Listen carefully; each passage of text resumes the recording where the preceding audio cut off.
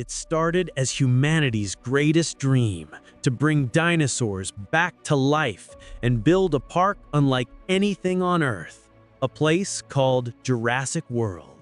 Over 20,000 visitors came to see these ancient giants every day, believing everything was under control. But deep inside the labs, scientists were creating something new, something unnatural. A hybrid dinosaur designed to make the park richer and the visitors amazed. But instead, it became the deadliest creature ever born. This is the story of Jurassic World, how one experiment went too far and turned a dream into a nightmare. The story begins on a quiet winter morning with two brothers, Zach and Gray Mitchell, getting ready for a trip. They live with their parents, who are having marriage problems. Their mom, Karen, hopes this vacation will give everyone a break. Gray is super excited because they're going to a real dinosaur theme park, Jurassic World. Zach, the older brother, doesn't care much. He's busy with his phone. Their mom hugs them tightly before they leave for the airport. She tells them to stay safe. The boys wave goodbye and head off on their big adventure. The plane takes off and their normal lives fade behind them. Their ferry sails through blue ocean water until the island of Isla Nublar appears. The view is amazing. Jungles, mountains, and high-tech buildings surrounded by dinosaurs. They step off the boat into a futuristic park that looks like a mix between a zoo and a resort. The boys meet Zara, their Aunt Claire's assistant. She's supposed to take care of them, but she's more interested in her phone. The giant gates open slowly with the words Jurassic World shining above. The park feels alive. Later, they meet with their Aunt Claire, who is the park's operational manager. She's too busy being a high-powered executive to spend quality time with them. She hands the boys VIP passes and sends them off while she deals with the corporate bigwigs. The boys ride a monorail that glides above the park, showing herds of dinosaurs roaming free. Greg can't stop smiling. For him, this is the best day ever. Their first stop is the Mosasaurus feeding show. A huge crowd gathers near a massive water tank.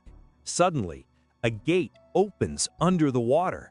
Out of nowhere, a giant sea monster, the Mosasaurus, leaps out and eats a great white shark in one bite. Water splashes everywhere as the crowd cheers.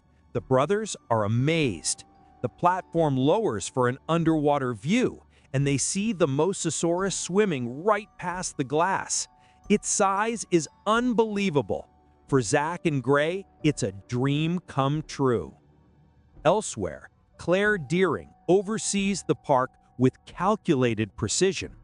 Inside the control center, hundreds of monitors display every area of the island. Claire moves between technicians, checking data, attendance rates, and investor updates. To her, Jurassic World is a business, and its dinosaurs are assets. Claire is under pressure. Visitors are bored with the old dinosaurs. They need bigger and more teeth. So what do scientists do? They create a genetic nightmare, the Indominus Rex. Claire boasts to the investors that this hybrid will grow to 15 meters, even bigger than the T-Rex. She's focused on maximizing profits, preparing for a meeting with park owner Simon Masrani. The newest attraction, a genetically engineered dinosaur called Indominus Rex, is designed to push those profits even higher. The lab, led by Dr. Henry Wu, has mixed DNA from multiple species to create something new, something stronger, faster, and more intelligent. But behind the glass and lab coats, no one truly understands what they've made. Meanwhile, on the other side of the island, we meet Owen Grady, a former Navy man who works with a pack of 4 velociraptors. He's not controlling the raptors. He's built a relationship with them based on mutual respect. We see him in action with his pack, Blue, Delta, Echo, and Charlie. He uses hand signals, not whips, and when he tells Blue to stop chasing a pig, she actually listens. The military guy Vic Hoskins shows up, obsessed with the idea of using the Raptors as military weapons. Owen shuts him down, calling the Raptors wild animals, but Hoskins is relentless. In the middle of their argument, a pig escapes. When an employee tries to save it, he falls right into the enclosure. Owen immediately steps up, placing himself between the man and the hungry Raptors, calming them down just in time and escape from them cleverly. Lesson 1, never turn your back on the cage. Claire's day shifts into overdrive when Simon Masrani arrives by helicopter for an inspection. He's charismatic and curious, yet unknown about the hybrid project. Together, they head to the Northern Paddock 11, a colossal enclosure lined with 20-foot walls and thermal sensors. They learn the horrifying truth. The Indominus is incredibly intelligent. It knows where its food comes from, and it even devoured its own sibling. Its body heat doesn't register on the monitors. The cage feels eerily empty. Claire explains the genetic modifications proudly, while Masrani studies the claw marks along the wall, deep gouges from an animal that's already tested its prison. The visit leaves Masrani uneasy. He instructs Claire to have the animal evaluated by someone who understands their behavior, someone who treats dinosaurs as living beings, not assets. That someone is Owen Grady. Claire shows up to Owen's secluded bungalow. She wants him to inspect the Indominus paddock and help improve the new dinosaur's temperament. Owen is furious. He doesn't control the Raptors, and he knows Claire's control-freak attitude is why they only had one date. After some hilarious argument, Owen agrees, but only if he can change his stinky shirt first. Back at Paddock 11, Owen and Claire watch as the crew lowers food. Owen immediately hates what he sees. The animal was raised in total isolation, no siblings, no social structure, just a mechanical claw feeding it. He predicts it will have a terrible temperament. Then, they notice the claw marks on the 20-meter wall. The Indominus must have climbed out. Owen, along with 2 employees, rushes in to inspect. That decision seals their fate. But as they check the wall, the control room reports the Indominus is still inside. It was a trick. The creature had faked its escape by making the marks, waited for the humans to walk in, and now it was time for some fun. The Indominus Rex bursts from camouflage, its pale scales shimmering between colors. It's larger than a T-Rex, faster and far more intelligent. In seconds, it crushes one worker under its claws. Owen escapes from the paddock and dives under a nearby vehicle as the beast sniffs the air, searching for movement. He covers himself in gasoline while holding still. It smells the last guard and devours him as the predator lowers its head, breathing heavily over the ground. The silence stretches before it turns and vanishes into the jungle, leaving destruction in its wake. Owen bursts into the control room enraged. He realized the Indominus faked its escape to draw them in. It's not just an animal, it's highly intelligent and a massive threat. While Claire orders the containment unit to intercept the creature before it reaches the tourist areas, the team deploys into the northern jungle armed with non-lethal weapons, unaware of what they're walking into. The soldiers find the tracking implant, proving the Indominus ripped it out and remembered where it was. Suddenly, the beast decloaks. It has camouflage abilities. The soldiers fire, but the stun guns only make it angrier. It's a massacre. They watch in horror as their men are killed. Owen demands the island be evacuated immediately. This thing is a killing machine. Claire hesitates, worried about closing the park forever, but closes the northern part anyway. Meanwhile, Zach and Gray, still unaware of the unfolding disaster, sneak away from Zara's supervision to explore more attractions. They enter the gyrosphere ride, a transparent spherical vehicle that lets visitors roam among the herbivorous dinosaurs in open plains. Inside, the boys roll past herds of Triceratops, Apatosaurs, and Stegosaurus, a child living inside his dream.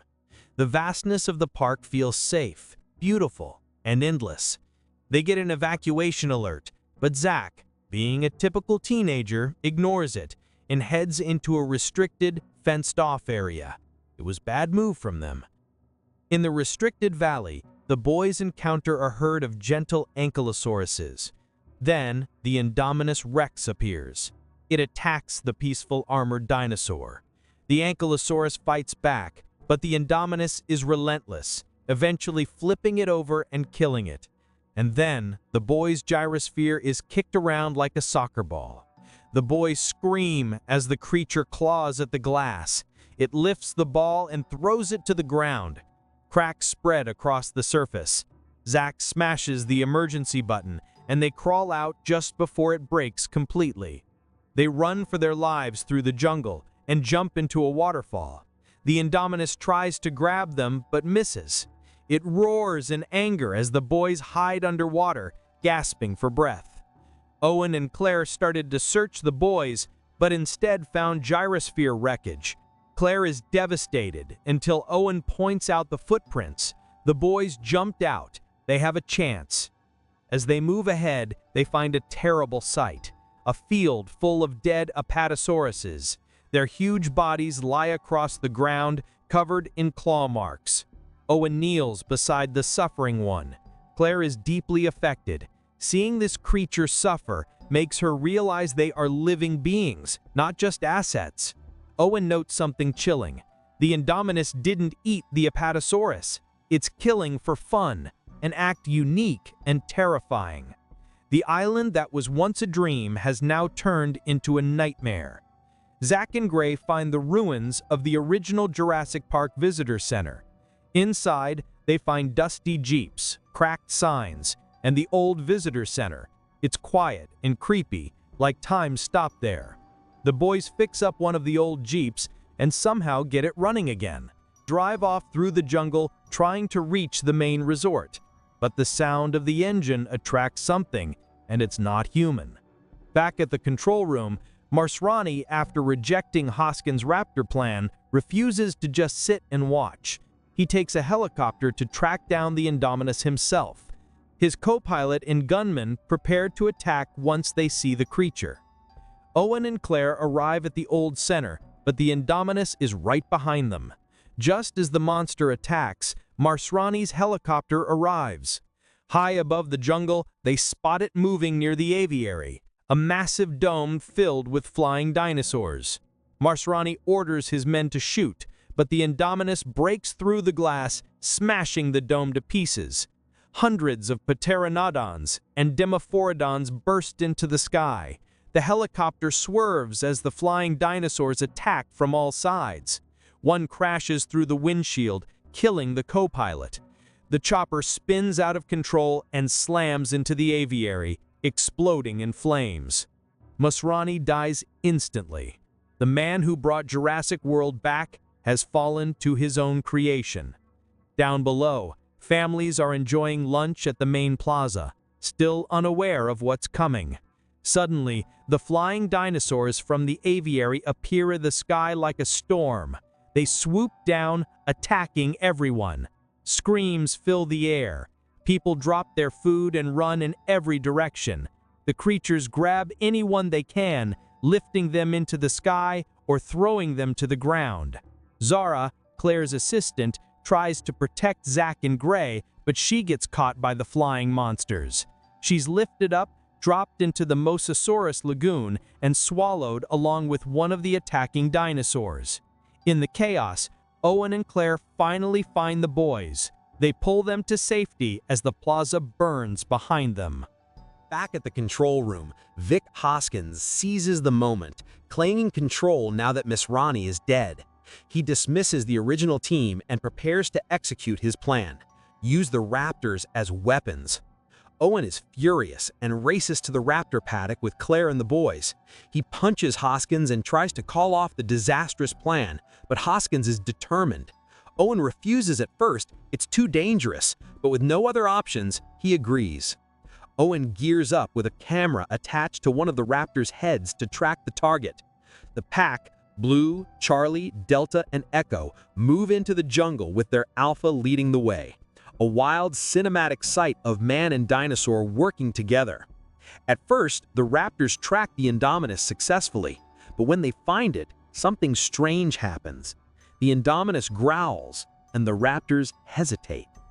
Owen realizes too late that the Indominus has Raptor DNA. It can communicate with them. The pack turns against the humans. Soldiers panic and open fire, but the Indominus escapes and the jungle explodes into chaos. The mission spirals into disaster. Owen's one teammate, Barry, hides in a log, but Owen distracts the Raptors by riding his motorcycle with Blue hot on his heels. Claire and the boys are in the truck and get attacked repeatedly. A Raptor smashes the windshield and they manage to run over another. Finally, Gray finds a stun gun and with Zach's help, shocks Blue to buy them a few precious seconds.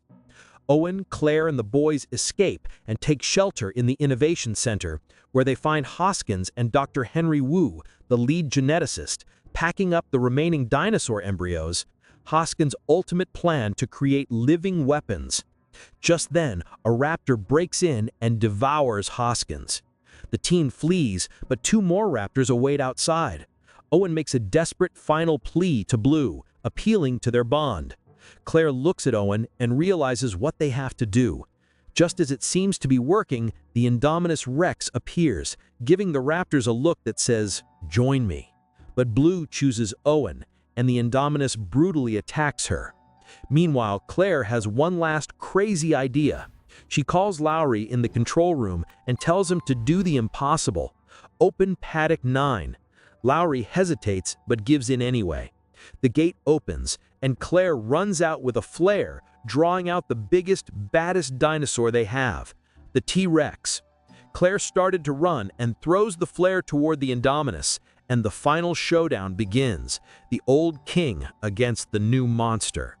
The Indominus charges and the two collide like giants. They crash through buildings and walls, biting and clawing.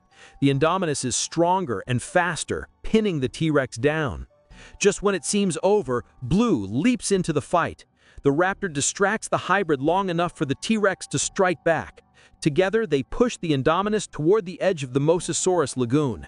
Then, from the water, the Mosasaurus launches its final and definitive strike and drags the hybrid screaming into the depths. The T-Rex surveys the scene, communicates with Blue, gives a final glance at the heroes, and retreats into the jungle. Blue shares a knowing, silent goodbye with Owen and follows T-Rex. The next morning, it's a tearful reunion as the boys' parents arrive. Claire finally lets her nephews go and goes to Owen. After surviving pure chaos together, the couple leaves the island with a strong promise. They will survive anything together. Far away, on top of the island, the T-Rex walks out of the ruins. She looks over the island she once ruled, lets out a mighty roar, and claims her kingdom again. And that's how the nightmare of Jurassic World finally ended. If you enjoyed this movie recap, please like, share, and subscribe. And now Movie Mystery Lab signing out.